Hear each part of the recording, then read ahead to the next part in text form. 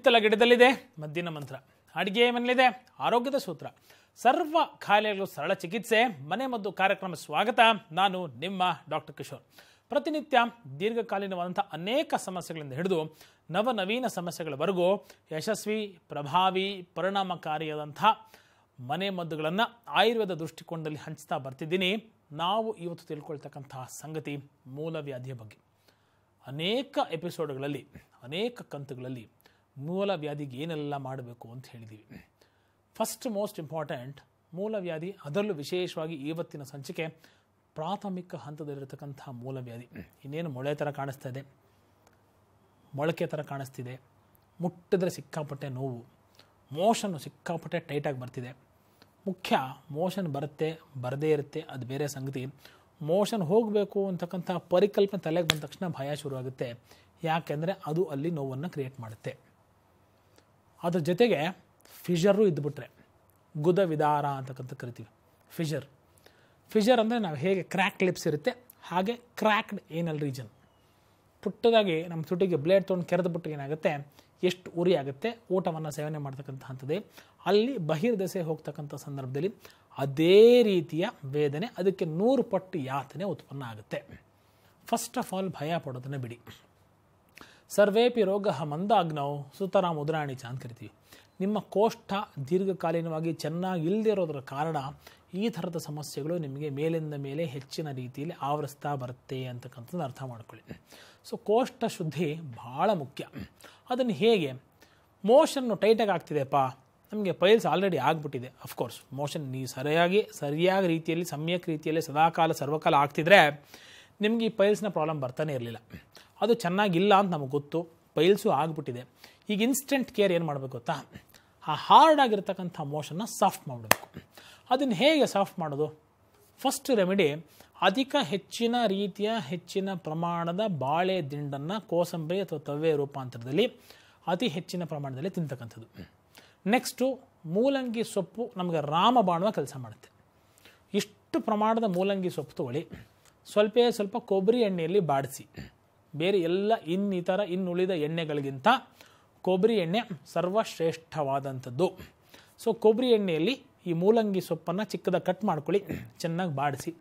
ಈ ಮೂಲಂಗಿ ಸೊಪ್ಪನ್ನು ಯಥೇಚ್ಛವಾಗಿ ತಿಂತಕ್ಕಂಥದ್ದು. ಸರ್ ಎಷ್ಟು, 1 ಬೌಲ್ ಸಾಕಾ? ನಿಮ್ಗೆ ಇಷ್ಟು ತಿನ್ನೋ ಸಾಮರ್ಥ್ಯ, ರುಚಿಗೆ ತಕ್ಕ ಹಾಗೆ ನಿಮ್ಮ ಮನೇಲಿ ನೀವು ಮಾಡ್ಕೊಳ್ಳೋಕ್ಕೆ ಅಥವಾ ಯಾರು ಮಾಡಿಕೊಳ್ಳಿಕ್ಕೆ ರೆಡಿ ಇದ್ದರೆ ಇಷ್ಟನ್ನು ಬೇಕಾದರೂ ತಿನ್ನಲಿಕ್ಕೆ ತಾವು ಸಮರ್ಥರಿದ್ದೀರಿ.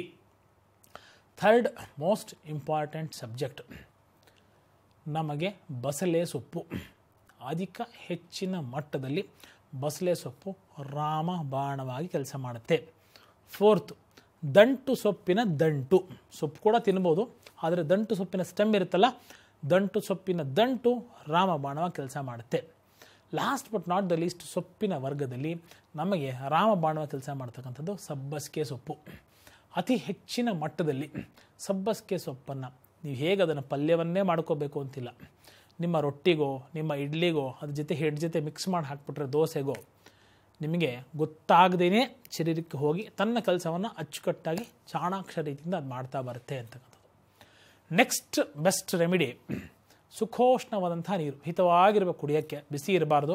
ಅರ್ಧ ಚಮಚ ತುಪ್ಪ ಹಾಕ್ಕೊಳ್ಳಿ. ನೆನ್ಪಿಟ್ಕೊಳ್ಳಿ, ಕೊಲೆಸ್ಟ್ರಾಲ್ ಬಂದ್ಬಿಡ್ತು, ದೇಹ ತೂಕ ಬಂದ್ಬಿಡ್ತು, ಆ ಕಾಯಿಲೆ ಬಂತು, ಈ ಕಾಯಿಲೆ ಬರ್ಬೋದು, ಡಿಸ್ಲಿಪಿಡಿಮೆ ಆಗಿಬಿಡ್ಬೋದು.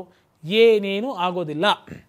ಧೈರ್ಯವಾಗಿ ಇದನ್ನು ಚೆನ್ನಾಗಿ ಮಿಕ್ಸ್ ಮಾಡಿ ಕುಡೀರಿ. ಯಾಕಂದರೆ ಡೆನ್ಸಿಟೀಸು ಬೇರೆ, ಇದರ ಡೆನ್ಸಿಟಿ ಬೇರೆ ಇರೋದ್ರಿಂದ ನಿಮಗೆ ಅಂತರ್ಗತವಾಗೋಲ್ಲ. ನೀವೊಂದು ಸ್ಟಿರರೋ, ಕಡ್ಡಿನೋ, ಸ್ಪೂನೋ, ಸ್ಟ್ರಾನೋ ಇಟ್ಕೊಂಡು ಮಿಕ್ಸ್ ಮಾಡಿ ಮೇಲಿಂದ ಮೇಲೆ ಗುಟುಕು ಕುಡಿತಾ ಬರಬೇಕು. ನೆಕ್ಸ್ಟ್ ರೆಮಿಡಿ, ಪರಿಪಕ್ವವಾದಂತಹ ಚೆನ್ನಾಗಿ ಹಣ್ಣಾಗಿರ್ತಕ್ಕಂತಹ ಚುಕ್ಕೆ ಬಾಳೆಹಣ್ಣು. ಪರಿಪಕ್ವವಾದಂತಹ ಚುಕ್ಕೆ ಬಾಳೆಹಣ್ಣು ಹೆಚ್ಚಿನ ರೀತಿಯಲ್ಲಿ ಲಾಭದಾಯಕ. ನೆಕ್ಸ್ಟ್ ಮೋಸ್ಟ್ ಇಂಪಾರ್ಟೆಂಟ್, ಬಡೆ ಸೊಪ್ಪು ಅಥವಾ ಸೋಂಪು ಅಂತ ಏನು ಕರಿತೀವಿ. ಹೆಚ್ಚಿನ ಪ್ರಮಾಣದಲ್ಲಿ ಊಟವಾದ ಮೇಲೆ ಇದನ್ನು ಸೇವನೆ ಮಾಡತಕ್ಕಂಥ ಅಭ್ಯಾಸವನ್ನು ಮಾಡಿಕೊಳ್ಳಿ. ಬಾಳೆಹಣ್ಣು ಅಂತ ಹೇಳ್ತಿದ್ನಲ್ಲ, ಅನೇಕ ಸಂದರ್ಭದಲ್ಲಿ ಬಾಳೆಹಣ್ಣನ್ನು ತಿಂದು ಬಿಸಿ ನೀರಿಗೆ ತುಪ್ಪವನ್ನು ಹಾಕ್ಕೊಳ್ತಕ್ಕಂಥ 2 ರೆಮಿಡೀಸು ಪ್ರಾರಂಭಿಕ ಹಂತದ ಪೈಲ್ಸ್ನ ಟಕ್ಕಂತ ಕಂಟ್ರೋಲ್ ಮಾಡಿಬಿಡುತ್ತೆ. ನೆಕ್ಸ್ಟ್ ರೆಮಿಡಿ, ಅನೇಕ ವಿಧವಾದಂಥ ರೀತಿಯಲ್ಲಿ ಮನೆಯಲ್ಲಿ ಪೈಲ್ಸನ್ನು ಕಂಟ್ರೋಲ್ ಮಾಡುವುದು ಭಯ ಪಡಬೇಡಿ. ಎಳ್ಳು ಗೊತ್ತಲ್ವಾ, ತುಪ್ಪದಲ್ಲಿ ಹುರಿದಿಟ್ಕೊಂಡಿರ್ತಕ್ಕಂಥ ಅರ್ಧ ಚಮಚ ಎಳ್ಳು ಪುಡಿ, ತುಪ್ಪದಲ್ಲಿ ಎಳ್ಳನ್ನು ಹುರಿಬೇಕು, ಮಿಕ್ಸಿಲಿ ಹಾಕಿ ಪುಡಿ ಮಾಡಬೇಕು, ಅರ್ಧ ಚಮಚ ತೊಗೊಳ್ಬೇಕು. 1/4 ಚಮಚದಷ್ಟು ಪರಿಶುದ್ಧವಾದಂತಹ ಬೆಣ್ಣೆ, ಅದನ್ನು ತೊಗೊಂಡು ಚೆನ್ನಾಗಿ ಮಿಕ್ಸ್ ಮಾಡಿಬಿಟ್ಟು ಇನ್ನೇನು ಮಲ್ಕೋತೀನಿ ನವಾಗ ಅದನ್ನು ತಿಂದುಬಿಟ್ಟು ಬಿಸಿನೀರು ವಿತ್ ಸ್ವಲ್ಪ ತುಪ್ಪ ಹಾಕ್ಕೊಂಡು ಕುಡಿದ್ಬಿಟ್ಟು ಮಲ್ಕೊಳ್ಳಿ. ಎಕ್ಸ್ಟರ್ನಲಿ ಏನೋ ಬೇಕಲ್ವ ಸರ್, ಇವೆಲ್ಲ ಇಂಟರ್ನಲ್ಲಿ ಆಯಿತು, ಎಕ್ಸ್ಟರ್ನಲ್ ಒಂದು ಬೇಕಲ್ವ ಅಪ್ಲಿಕೇಶನ್ನು, ಅದಕ್ಕೇನು ಮಾಡೋದು? ಪ್ಯೂರ್ ಗೀ, ಪಚ್ಕರ್ಪೂರ, ಅರಿಶಿನ. ಯಾಕೆ ಪಚ್ಕರ್ಪೂರ ಬೇಕು? ಎಲ್ಲ ಹೋಮ್ ರೆಮಿಡಿಗೂ ಆ ರೆಮಿಡಿಯನ್ನು ನಾವು ಎಕ್ಸಿಕ್ಯೂಟ್ ಮಾಡ್ತಿದ್ದೀವಿ ನಮ್ಮ ಶರೀರದ ಮೇಲೆ ಅಂದರೆ ಅದಕ್ಕಿರ್ತಕ್ಕಂಥ ಲಾಜಿಕ್ಕು, ಅದಕ್ಕಿರ್ತಕ್ಕಂಥ ರೀಸ್ನಿಂಗು, ಆ ಇನ್ಗ್ರೀಡಿಯೆಂಟು ಶರೀರದ ಮೇಲೆ ಮಾಡ್ತಕ್ಕಂಥ ಕರ್ಮ ಅಂದರೆ ಪ್ರೊಸೀಜರು, ಬೆನಿಫಿಟ್ಟು, ಏನನ್ನು ತಿನ್ನಬಾರದು. ಎಸ್, ಇದು ಮೋಸ್ಟ್ ಇಂಪಾರ್ಟೆಂಟ್ ನೋಡಿ. ಆಲೂಗಡ್ಡೆ ಬೇಡ, ಗೆಣಸು ಬೇಡ, ಸಿಹಿ ಕುಂಬಳಕಾಯಿ ಬೇಡ, ಬದನೆಕಾಯಿ ಬೇಡ. ನಾನ್ ವೆಜಿಟೇರಿಯನ್ಸ್ ಇದ್ದರೆ ಇಲ್ಲಿ ಎಗ್ ಎಲ್ಲೋ ಬೇಡ, ಫಿಶ್ ಬೇಡ. ಚಿಕನ್ನು ಮಟನ್ನು ನಿಮಗೆ ತುಂಬ ಉಷ್ಣವನ್ನು ಕ್ರಿಯೇಟ್ ಮಾಡುತ್ತೆ. ಹಾಗಾಗಿ ಮಾಂಸಾಹಾರವನ್ನು ಆ ಸಂದರ್ಭದಲ್ಲಿ ತ್ಯಜಿಸ್ತಕ್ಕಂಥದ್ದು, ವರ್ಜಿಸ್ತಕ್ಕಂಥದ್ದು ಸರ್ವಕಾಲದಲ್ಲೂ ಸೂಕ್ತ ಅಂತ. ಈಚೆ ಕಡೆ ಹೇಳಿದ್ನಲ್ಲ ರೆಮಿಡಿ, ಅದು ಹೇಗಪ್ಪ ಹಚ್ಕೊಳ್ಳೋದು? ಅಪ್ಲಿಕೇಟರ್ ಹಾಕಿದ್ರೆ ನಮಗೆ ಮೋಷನ್ ಹೋಗ್ತಕ್ಕಂಥ ಭಾಗದಲ್ಲಿ ಸಿಕ್ಕಾಪಟ್ಟೆ ಉರಿ ಆಗಿಬಿಡುತ್ತೆ ಸರ್, ಟಚ್ ಆಗಿಬಿಟ್ರೆ ಆಗಿಬಿಡುತ್ತೆ. ಹಚ್ಕೊಳ್ಬೇಕು ಹೇಗೆ ಗೊತ್ತಿಲ್ಲ. ಆಮೇಲೆ ಇನ್ನೊಂದು ಸಂಗತಿ ಏನು ಗೊತ್ತಾ? ಭಯ, ಮುಜುಗರ, ಸಂಕೋಚ. ತಾಯಿಗೆ ಹೇಳೋಕ್ಕಾಗಲ್ಲ, ಮನೆಯವ್ರಿಗೆ ಹೇಳೋಕ್ಕಾಗಲ್ಲ, ಗಂಡ ಹೆಂಡತಿಗೆ ಹೇಳಲ್ಲ, ಹೆಂಡತಿ ಗಂಡಂಗೆ ಹೇಳಲ್ಲ, ಅಕ್ಕ ತಮ್ಮಂಗೆ ಹೇಳಲ್ಲ, ತಂಗಿ ಅಕ್ಕಂಗೆ ಹೇಳಲ್ಲ. ಡಾಕ್ಟ್ರ್ ಹತ್ರ ಹೆಂಗೆ ಹೇಳೋದು? ಡಾಕ್ಟ್ರು ಮುಂಚೆನೇ ಫಾರಿನ್ ಬಾಡಿ, ಹೋದ ತಕ್ಷಣ ಬೇರೆ ಚೀಟಿ ಬರೆದು ಬಿಡ್ತಾನೆ, ಅಂಥವನ ಹತ್ರ ಹೇಗೆ ಹಚ್ಕೊಳ್ಳೋದು? ನೆನ್ಪಿಟ್ಕೊಳ್ಳಿ, ತಾಯಿ, ನೆಕ್ಸ್ಟು ಮೇಷ್ಟ್ರು, last but not the least doctor. ಇವರು ಮೂರು ನಿಮ್ಮ ಜೀವನದಲ್ಲಿ ತುಂಬ ಪ್ರಮುಖವಾದಂತಹ ಪಾತ್ರವನ್ನು ವಹಿಸ್ತಾರೆ. ಅವ್ರ ಹತ್ರ ಯಾವುದೇ ಡಾಕ್ಟರ್ ಇರಲಿ, he is equivalent to your mother ಅಂತ ಅರ್ಥ ಮಾಡ್ಕೊಳ್ಳಿ, ಆರ್ ಯುವರ್ ಡಾಕ್ಟ್ರು. ನಿಮ್ಮ ತುಂಬ ಸನಿಹವಾದ, ತೀರ ಆಪ್ತವಾದಂಥ ವ್ಯಕ್ತಿ ಅಂತ ನೀವು ಯಾವ ಕಾಲದಲ್ಲಿ ಯಾವ ಡಾಕ್ಟ್ರನ್ನ ಬೇಕಾದ್ರೂ ಅಷ್ಟು ಚೆನ್ನಾಗಿ ಡಿಫೈನ್ ಮಾಡ್ಕೊಳ್ಬೋದು. ಆ ಹಂತದಲ್ಲಿ ನಿಮ್ಮ ಸಮಸ್ಯೆಗೆ ಯಶಸ್ವಿ ಪರಿಣಾಮ ಖಂಡಿತ ಇದೆ ಅಂತ ಯೋಚನೆ ಮಾಡಬೇಡಿ. ಪೈಲ್ಸ್ ಇದೆಯಾ? ರೆಮಿಡಿ ಇಲ್ಲಿದೆ, ಅದನ್ನು ಉಪಯೋಗಿಸ್ಕೊಳ್ಳಿ. ಆರೋಗ್ಯವಾದಂತಹ ಜೀವನವನ್ನು ನಡೆಸಿ ಅನ್ನೋ ಆಸೆ ಮತ್ತು ಆಶಯ ನನ್ನದು. ಇನ್ನು ಅನೇಕ ಸಮಸ್ಯೆಗಳು, ಅನೇಕ ಪರಿಹಾರಗಳು ಮುಂದಿನ ಸಂಚಿಕೆಯಲ್ಲಿ ವಾಪಸ್ ಬರ್ತೀನಿ. ಕಾಯ್ತಾ ಇರಿ. ನಮಸ್ಕಾರ.